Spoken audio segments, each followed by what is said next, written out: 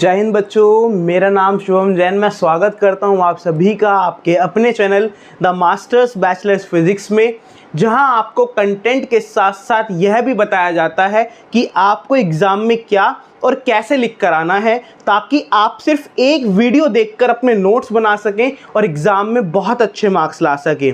तो आइए उसी कैटेगरी में आगे बढ़ते हुए आज हम बात करेंगे एक बेहद ही इम्पोर्टेंट टॉपिक के बारे में, जिसका नाम है रिफ्लेक्शन। तो रिफ्लेक्शन क्या होता है? अगर बात करें रिफ्लेक्शन की तो सिंपल, आपने देखा होगा आपके पास एक लेज़र लाइट आती है ना, लेज़र लाइट देखिए आप सभी ने। उस लेज़र लाइट को आप मिरर के ऊपर इंसिडेंट करानी है, मिरर के ऊपर आप उसको फॉल कराओ। जब वो लाइट आप मिरर के ऊपर फॉल करोगे तो कैसा होगा? लाइट ऐसे जाएगी और टकरा के ऐसे निकल जाएगी। कभी देखा है ध्यान से?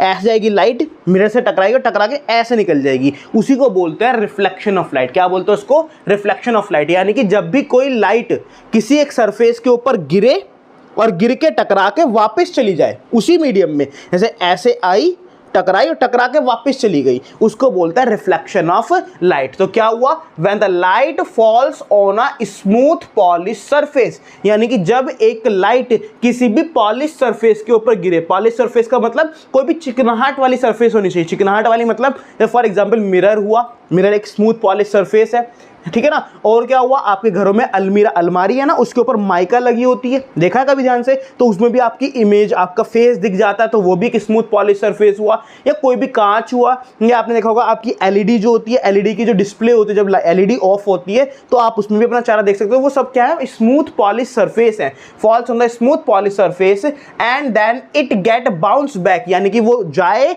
टकराया, टकरा के बाउंस बैक हो जाए, उछल जाए, ऊपर की तरफ वापस आ जाए टू द सेम मीडियम, उसी मीडियम में। Then that phenomena of bouncing back of light, यानी कि इस प्रोसेस को, इस घटना को, इस प्रतिक्रिया को, जिसमें लाइट जा रही है, टकरा रही है, टकरा के बाउंस बैक यानी कि वापस आ रही है, उसको बोलते हैं रिफ्लेक्शन ऑफ लाइट। क्या बोलते हैं उसको? Reflection of light. अब रिफ्लेक्शन ऑफ लाइट के दो लॉज हैं। कौन कौन से हैं? तो नेक्स्ट हमारा क्या है? Laws of reflection. तो रिफ्लेक्शन के दो लॉ हैं। पहला लॉ कौन सा है? The incident ray, reflected ray and the normal all lie on the same plane। क्या मतलब है? फिलहाल अभी इसको आप याद रखो, जब भी मैं डायग्राम बनाऊंगा जब देख लेना आपकी क्या होगा, ठीक है ना। तो फिलहाल आप ये पॉइंट याद रखें, the incident ray, reflected ray and the normal all lie on the same plane. और दूसरा क्या होता है?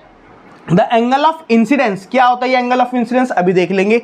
Is equal to the angle of reflection. देखो इसका मतलब क्या है। सपोज किया कि हमारे पास एक ये सरफेस है। ये सरफेस कैसी है? Polished surface. पॉलिश सरफेस का मतलब यहाँ पे क्या हो रही होगी? इसकी एक साइड क्या हो रही होगी? पॉलिश हो रही होगी। सिंपल शब्दों में अगर मैं आपको कहूँ तो आप एक कांच लो और उस कांच की एक साइड क्या कर दो? सिल्वर की कोटिंग कर दो, यानी कि सिल्वर की पॉलिश कर दो, तो वो बन जाएगी आपकी स्मूथ पॉलिश सरफेस। स्मूथ का मतलब सॉफ्ट नहीं, स्मूथ का मतलब स्ट्रेट, टेढ़ी मेढ़ी, आड़ी वाड़ी ना हो, बिल्कुल स्ट्रेट हो, उसको बोलते हैं स्मूथ। और पॉलिश का मतलब एक साइड क्या हो रही है? आपकी पॉलिश हो रही है, यानी कि सिल्वर कलर की कोटिंग हो रही है। तो लाइट क्या होगी? सपोज ये आई लाइट, टकराई, ठीक है ना, लाइट आई और लाइट आके इससे टकराई। टकराने के बाद क्या होगा? लाइट आई, टकराई, टकरा के वापस चली गई। ये मैं तो चली, आ गया, ये चली गई लाइट, ठीक है ना। तो लाइट आई, टकराई और टकरा के वापस चली गई। इस पूरी प्रोसेस को बोलते हैं रिफ्लेक्शन ऑफ लाइट। क्या बोलते हैं इसको? Reflection of light.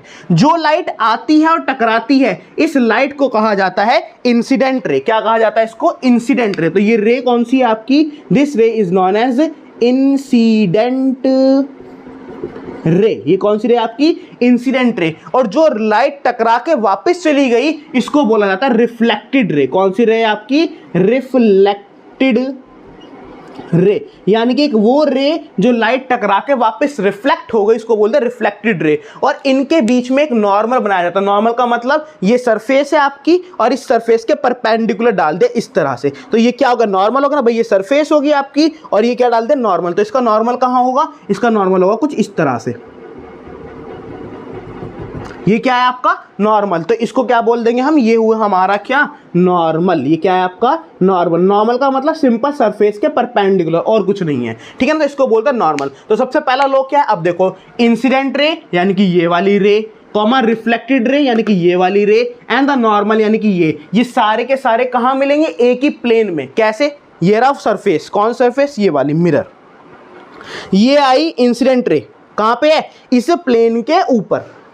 Reflected ray ये गई, तो वो भी कहां से जा रही है, इस प्लेन के ऊपर से। और नॉर्मल कहां आ रहा है, नॉर्मल भी इसी प्लेन पे आ रहा है। तो कुल मिला के इंसिडेंट रे, नॉर्मल रे और रिफ्लेक्टेड रे सारी की सारी कहां पे है, इस एक प्लेन के ऊपर। तो पहला पॉइंट आपको समझ में आ गया होगा, द इंसिडेंट रे यानी कि ये वाली रे, कॉमा रिफ्लेक्टेड रे यानी कि ये वाली रे, एंड द नॉर्मल यानी कि ये वाली ray, all lie on the same plane, एक ही प्लेन पे आपको मिलने वाले हैं। और दूसरा क्या होता है, एंगल ऑफ इंसिडेंस। देखो अब ये एंगल ऑफ इंसिडेंस क्या होता है, एंगल ऑफ इंसिडेंस हमारा एक वो एंगल होता है जो इंसिडेंट रे और नॉर्मल के बीच में बनता है। जरा देख के बताओगे, इंसिडेंट रे तो ये री और नॉर्मल ये री, इन दोनों के बीच में एंगल बनने वाला कौन सा होगा, यही तो होगा।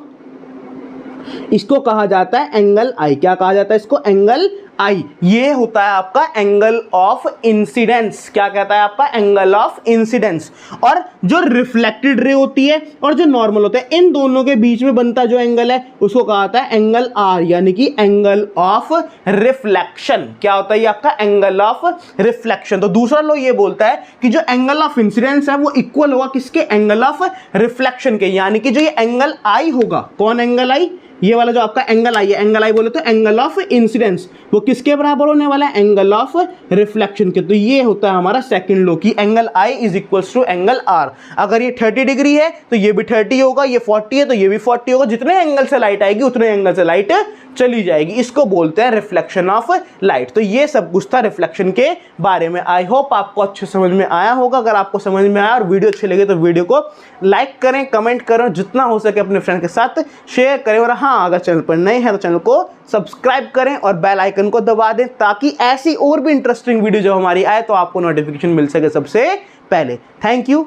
जय हिंद।